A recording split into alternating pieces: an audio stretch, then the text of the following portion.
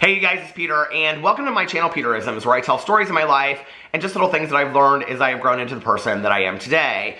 It is also a channel where I read meditations and positive affirmations and things like that, and every day I read several meditation books. Today's book I have not read the meditation from, and that is from Meditations for Living in Balance, Daily Solutions for People Who Do Too Much by Ann Wilson-Cheff.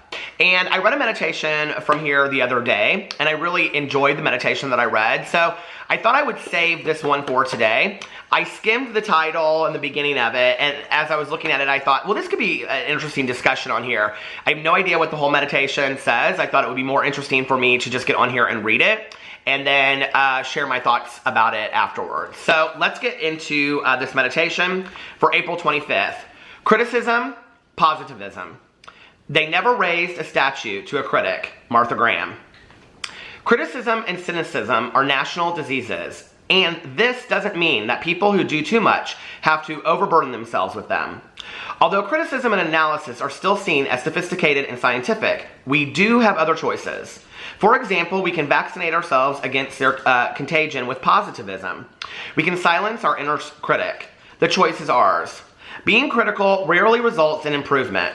It usually results in anger and distrust. We can catch ourselves in the act of being critical and take another attack.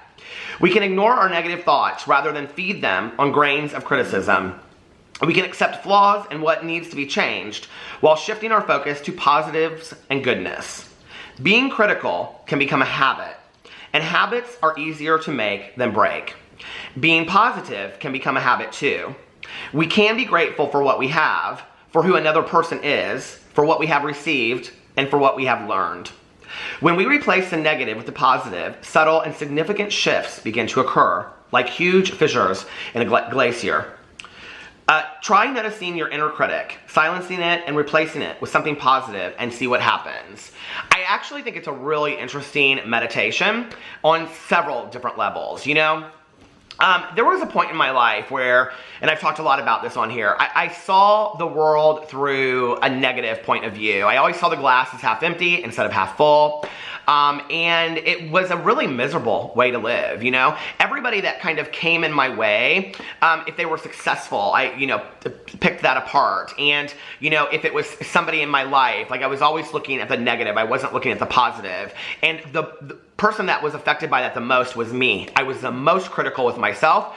I was the most negative about myself, and I had no peace and no serenity in my life. And really, my outlook affected those close around me, and I've talked about that with my husband. It really affected my husband at one point.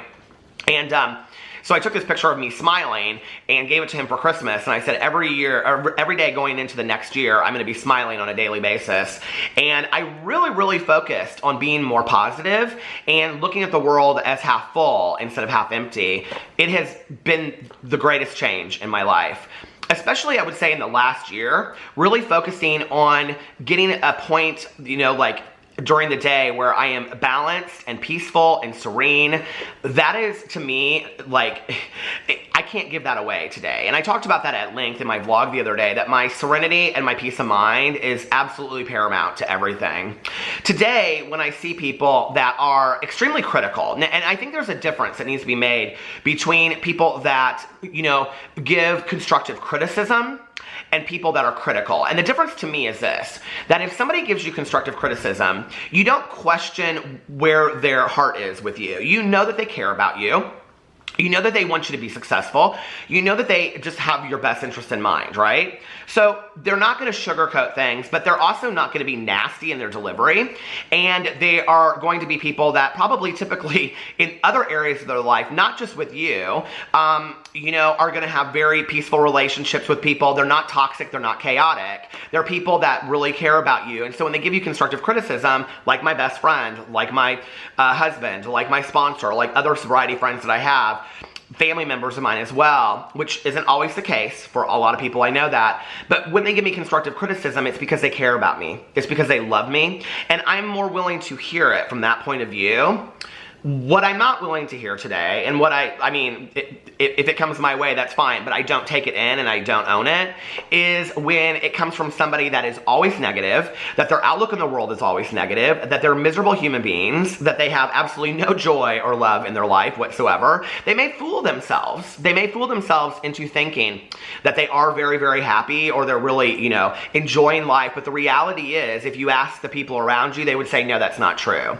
And it's very obvious by the choices that they make and the way that they talk to people. And I think we all know people like that in our lives, people that just every day are miserable. I don't have a lot of people like that in my life today. I just don't, because I am a firm believer that, you know, positive creates positive. And if I'm surrounded by people that are positive, and I'm not talking about people that are just happy, joyous, free on a daily basis, okay? Everybody in my life is a realist. Everybody in my life has down days, and that's going to be expected. I have those days as well. I'm talking about people that no matter what, okay, it is always something negative. It is that they cannot look at anything with any kind of positive light whatsoever. They're always just constantly picking people apart, picking events apart, picking situations apart, you know. Well, this wedding, why did they start it at 1 o'clock? They should have started it at 4. Or they should have started at 11, because then we would have had the afternoon to do something, you know, all this kind of stuff. And, you know, there's been periods in my life, and I do rant videos on my Peter Monn channel, and I think sometimes people misunderstand that those are jokes, that, like, those are kind of exaggerated feelings of how I see other people being, and how I was at one point in my life. It is just not worth it. It just really isn't, you know, to really have, and I love the fact that she refers to it as a disease, that, you know, where she says in here at the beginning of it that, criticism and cynicism are national diseases. You know, cynicism, this whole idea of looking at the world with a negative view, you know, and that everybody is out there to hurt you, and that, you know, I don't understand it. I just really, really don't. We are here, but for a limited time on earth, you know? And I do believe that one of our purposes here on earth, if we have purposes, is to live the best life possible, to improve ourselves on a daily basis, and to really enjoy life. And to also be a role model to other people to really enjoy life. That life is that short, you know? There are people that are fighting for their lives right now. This is a luxury to me, and I should be really, really thankful that I wake up every day and I have the choice on whether or not I look through the day with positive glasses or I look through the day with negative glasses. And at the end of the day, the choice is mine. It really, really is. I very, very rarely pay a lot of attention to negativity, chaos, and toxicity today. I just don't. Like, I just really don't get involved in that whole discussion with people. And I have to say that I feel very blessed in that at the point that I was making that change, I was surrounded by people, the people that I mentioned before, but other people as well that really cared about me, right? But who are also very, very positive. And so this, you know, family of choice that I have today in my life, that includes friends and family members and my sponsor and sobriety people and things like that. My family of choice that I have today are people that are very, very positive on a regular basis. Like I said, they have down days too. They're also open to criticism, constructive criticism.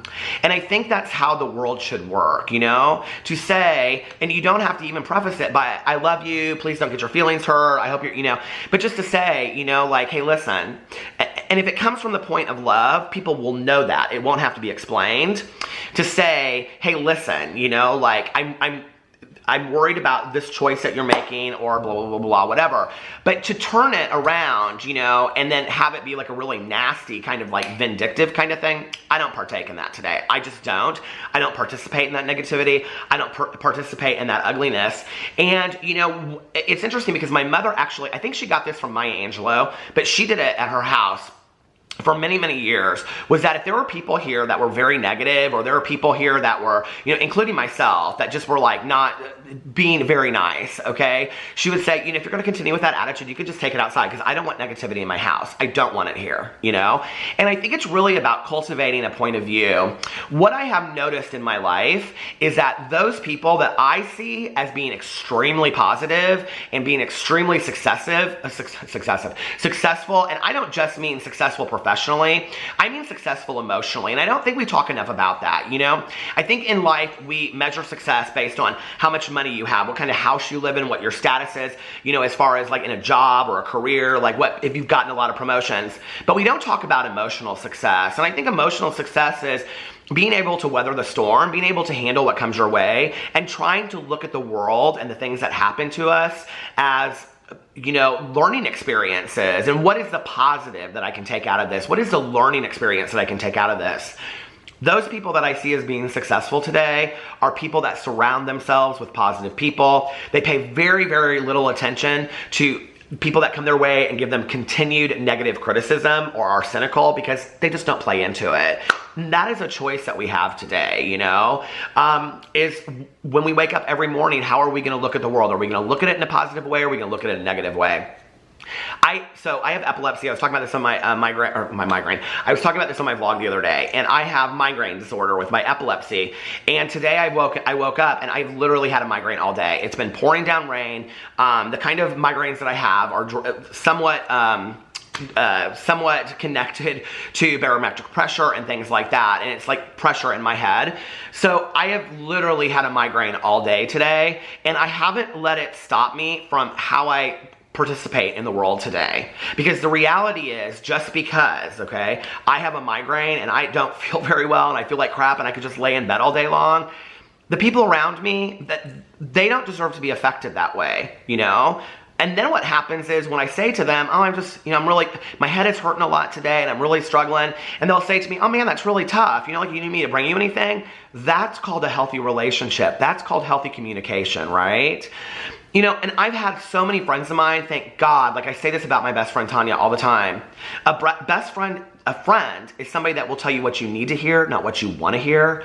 But they don't say that to you in a really nasty, critical way. Somebody that really, really cares about you is somebody that will say things to you in a way that you will listen and in a way that you will hear. Somebody that says something to you in a nasty way is somebody that hates you. And you're not going to change that. So why even try? And do not own that energy on any level whatsoever. That's their energy. That's about them. And let them keep it over in their corner. Let me know what you guys think about this. I love you. I hope you're having a fantastic week. Do you hear the dogs over here? Anyway, I love you, and I will see you tomorrow. Bye.